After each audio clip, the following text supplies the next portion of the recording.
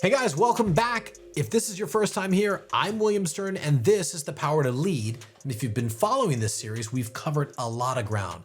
How to hire, how to lead, how to build a team that actually moves the needle, how to stop overthinking your decisions, how to build a culture where people are all in or they're out. But today is the one that changes everything because, let's be honest, most business owners never truly scale. Yeah, they grind harder, they work longer, they push themselves to a breaking point, but their revenue, their business, it barely moves. And then they tell themselves, once I get to the next level, I'll build systems, I'll delegate, I'll have time to step back.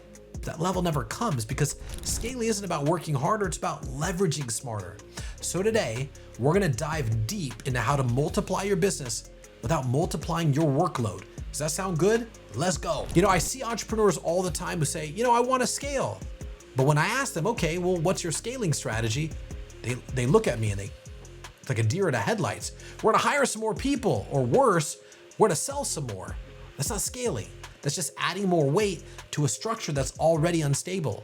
Because here's the truth. If your business is already chaotic at 6 figures, what makes you think that by adding more sales, more people, more complexity, it's gonna fix it? It won't. Scaling doesn't mean doing more, it means multiplying results. And the CEOs who truly scale, who take their business from 6 to 7 figures, even to 8, 9, 10, they don't just work harder. They learn how to create leverage, and leverage is the key that unlocks true scale. Most business owners rely on effort. They think if they just work harder, they'll grow. But the truth is, effort has a ceiling, and at some point, you max out. You can't work 25 hours a day. So if you're really serious about scaling without burning out, you need to shift from effort-based growth to leverage-based growth. There's only 3 things that actually create leverage in business. Number 1 is people. Now, if your business depends on you, you don't own a business. Congratulations, you own a high-paying job. And when I started Cardiff, I was in every deal and every decision, every fire that needed to be put out. And I told myself, well, of course I have to be. No one else can do it like I can. That was a lie that I told myself. The moment that I stepped back, the moment I empowered the right people, the moment that I gave ownership to leaders instead of micromanaging every single thing, that's when Cardiff scaled. Most entrepreneurs never scale because they're control freaks, and I get it. You build this thing, you don't trust anyone as much as you trust yourself. But let me ask you this. If you got sick tomorrow and had to step away from 6 months, would your business survive? And if the answer is no, you don't have a real business yet, because real CEOs don't just build companies. They build people who can run those companies. All right, the second one is systems. Here's a hard truth. If you don't have systems, you don't have scale.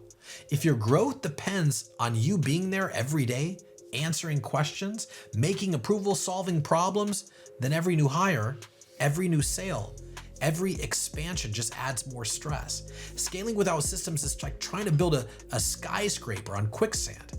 At first, everything seems fine, but the higher you go, the more weight you add, the faster the whole thing collapses. A system doesn't mean we have a process written down, somewhere.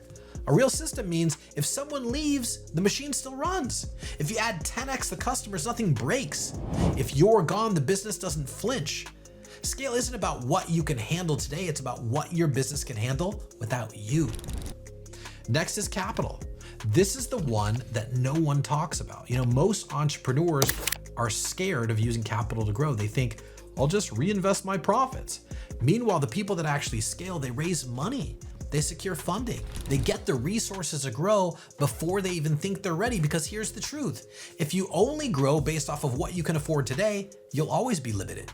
At some point, you're gonna need to leverage other people's money to scale faster than your competition. If your business is stuck, I guarantee you, it's because you're trying to push harder instead of leveraging smarter. So ask yourself this, are you still doing everything today because you don't trust your team? Are you still repeating the same problems instead of building systems to fix it? Are you still playing small instead of leveraging capital to scale faster? Because if you don't have people, systems, and capital working in your favor, guys, you're not scaling. You're grinding at best. And if you're serious about breaking out of the grind and stepping into true scale, you need to surround yourself with people already doing it. And that's why we built the Fraternity. Inside, we're gonna teach you how to scale the right way, how to step back, create leverage, multiply your results without multiplying your workload. We don't just teach this, we live it.